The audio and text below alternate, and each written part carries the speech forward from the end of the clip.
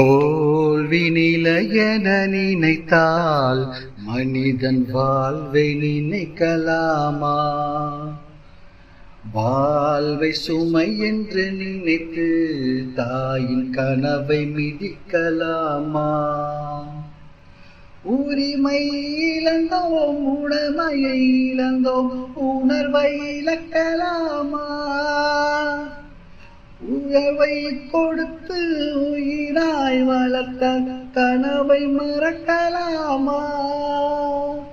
தோல்வி நிலையென நினைத்தால் மனிதன் வாழ்வை நினைக்கலாமா? விடியலுக்கில்லை தூரம், விடியும் மனதில் இன்னும் ஏன் பாரம்? உன் நெஞ்சி முழுவதும் வீரம் இருந்தும் கண்ணில் இன்னும் ஏன் ஈரம்?